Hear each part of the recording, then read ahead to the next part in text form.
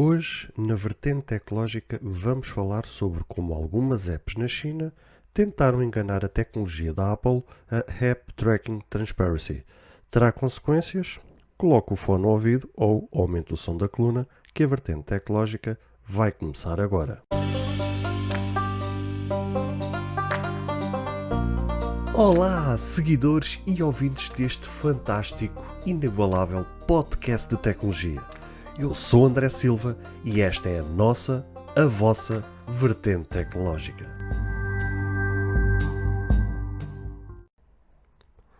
Se você ainda não ouviu falar sobre Anchor,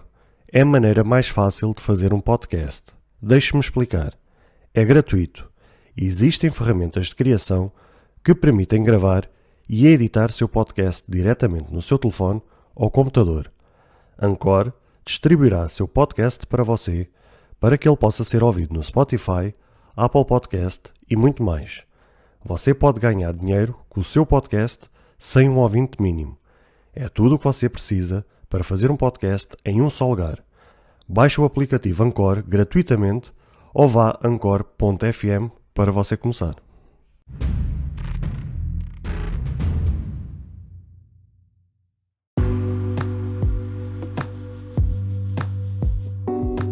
Lá nos primeiros episódios, quando lancei este podcast, lembro que falei num desses episódios sobre o lançamento desta tecnologia da Apple, a App Tracking Transparency, ou ATT como lhe quiserem chamar, que iria estar presente na versão de software da Apple, o iOS 14.5 ou iPadOS 14.5, onde iria dar oportunidade aos usuários se queriam dar permissão ou não às aplicações de nos poderem rastrear. Lembro também de ter falado que esta situação já estava a gerar uma grande confusão no seio tecnológico, com o Facebook à cabeça, onde esta esperneou, querendo comprar uma briga sem precedentes através do seu CEO, Mark Zuckerberg, mas que no fim de contas esta medida nada mais era que o usuário ou o utilizador ter a chance de dizer sim ou não se queriam ser rastreados pelas empresas. Certo, a atualização já chegou há bastante tempo, e parece que tudo tem aparentado estar numa certa calmaria sobre este tema. Algumas empresas se adaptaram a esta nova realidade, outras não se manifestaram sobre este assunto e outras até demoraram a trazer atualizações às suas aplicações, onde a partir do iOS 14.5 ou iPadOS 14.5 eram obrigadas por este novo sistema da Apple a declarar à App Store que tipo de rastreio era feito, de forma a que o sistema automaticamente disparasse a tal janela pop-up com a questão ao usuário se dava a dita permissão. O que agora veio a público é que essa, entre aspas, paz sobre este tema não passava de uma mera ilusão, pois agora novas informações vieram confirmar que a empresa da maçã trincada impediu uma determinada tentativa de um grupo de empresas com origem da China de conseguir lubridiar este sistema da Apple. Ao que tudo indica, eram empresas de renome e altamente conhecidas não só no mundo da internet, como principalmente no mundo da publicidade. Curioso, não é?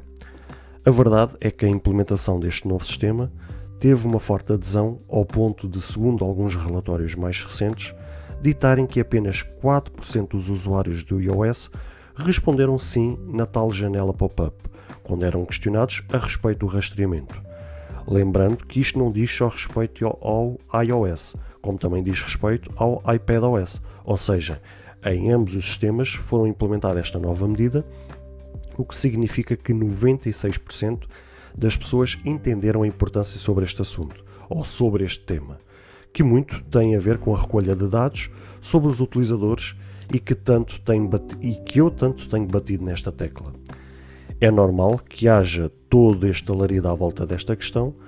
pois uma loja de aplicativos como a App Store, que já gerou só neste primeiro semestre de 2021 uma faturação de 40,5 mil milhões de dólares relacionados com aplicações e com um impacto tão grande, torna-se tentador a qualquer empresa criar esquemas que possam lubridiar este sistema da Apple de forma a conseguir rastrear os usuários de uma outra forma que seja possível. O jornal diário, o Financial Times, veio a público informar que empresas como a Baidu, a Tencent ou a ByteDance, que é a dona do TikTok, alegadamente terão trabalhado em conjunto com algumas empresas com origem em Pequim para, entre aspas, arranjar uma forma de como poderiam contornar esta situação. Só que no meio disto tudo, elas deram-se mal, pois a Apple bloqueou esta tentativa por parte destas empresas por meio de atualizações que estas queriam fazer, onde iriam introduzir o KID, ou Chinese Advertising ID, que é uma espécie de introdução de publicidade com efeito de controle de IP, localização, recolha de dados, etc, etc. A questão é que estas empresas achavam que a Apple iria fechar os olhos a esta situação,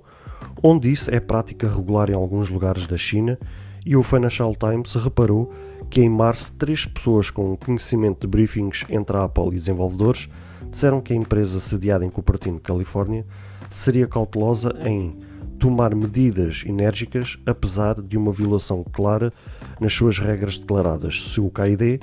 tiver o apoio das gigantes tecnológicas da China, bem como das suas agências governamentais. Rich Bishop,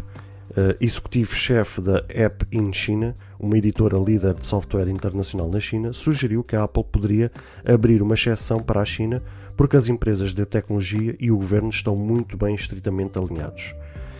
Isso mostra claramente que mesmo uma potência como a China não é suficiente para colocar a Apple de joelhos perante tal afronta, e prova disso mesmo é que ela bloqueou a implementação do KID, mesmo que isso implicasse que as relações entre a Apple e Pequim ficassem postas em causa. Por fim, o KID caiu por terra e perdeu toda a sua força na China e Hong Kong, onde houve vários relatos por parte não só das empresas, mas também de algumas pessoas, onde viram atualizações das aplicações serem bloqueadas por estas terem aplicado o tal KID.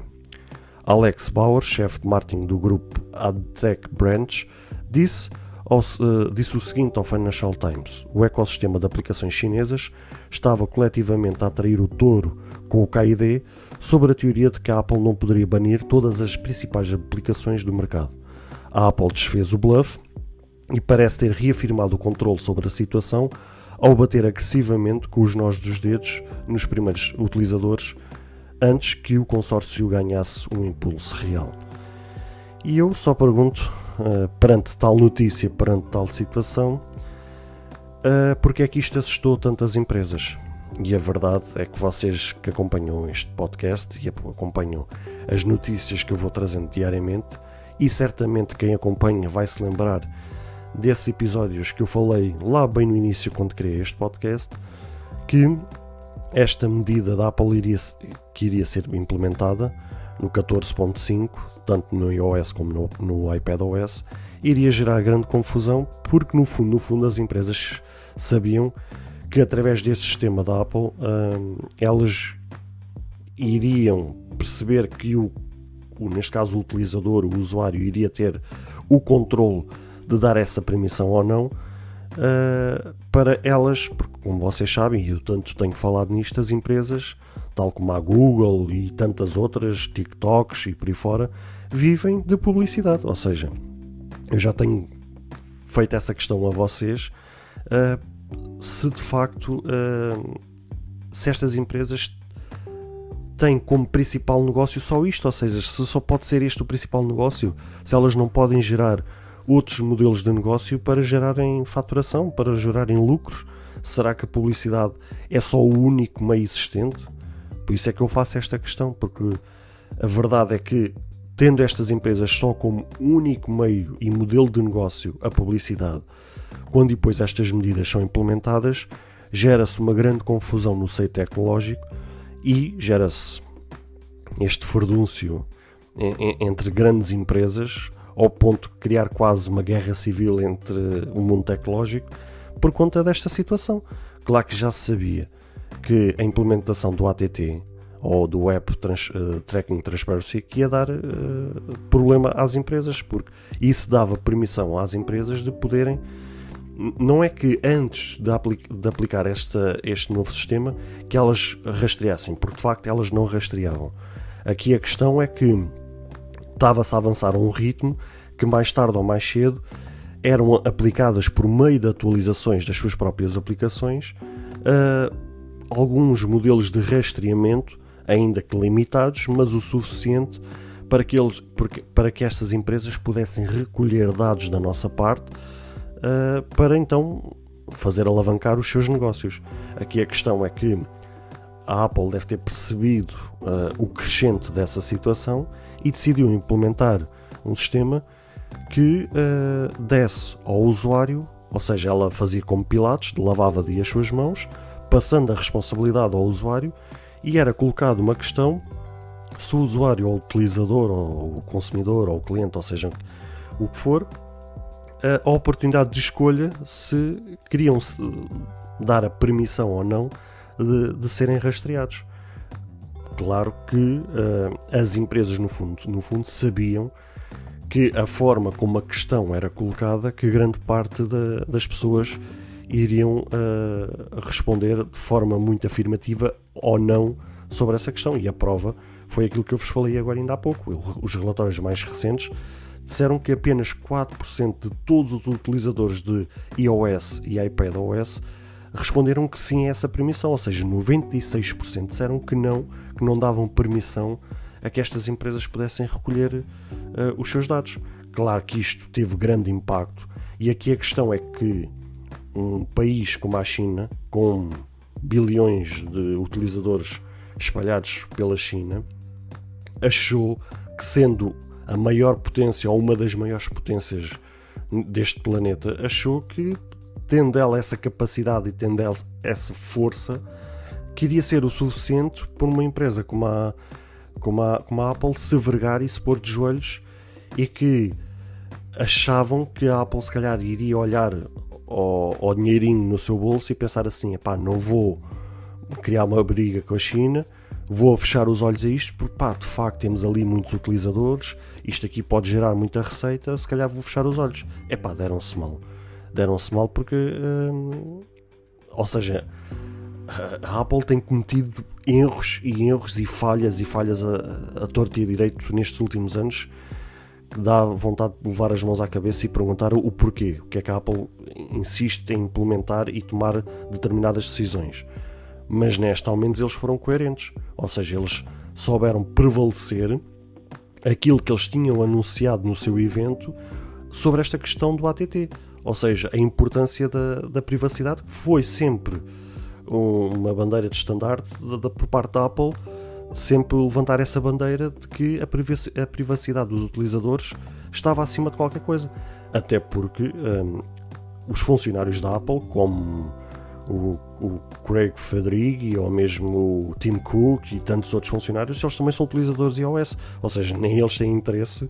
que os seus dados sejam vazados ou sejam recolhidos para essas empresas, ou seja, também sendo eles utilizadores, eles têm todo o interesse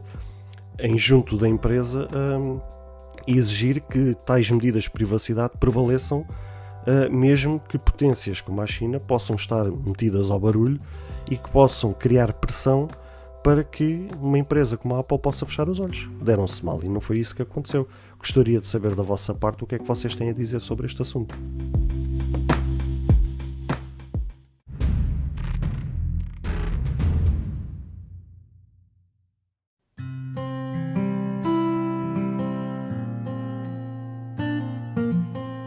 Bem, caros ouvintes, chegamos ao fim de mais um episódio. Espero que cada um de vós tenha gostado. Se de facto gostaram deste episódio, passem no Apple Podcast e avaliem e comentem este podcast. Ou se a vossa plataforma de podcast permitir fazer alguma avaliação, então peço que o possam fazê-lo, para que seja recomendado nas pesquisas e chegue a mais pessoas. Se vocês quiserem ser apoiantes deste projeto, basta aceder ao link que está na descrição deste ou de qualquer outro episódio. Caso tenham alguma dúvida ou queiram fazer alguma crítica, seja ela positiva ou negativa, ou até mesmo queiram sugerir algum tema para que seja falado no futuro em algum episódio, todos os contactos estarão na descrição de cada episódio, incluindo este. Beijos e abraços e até ao próximo episódio.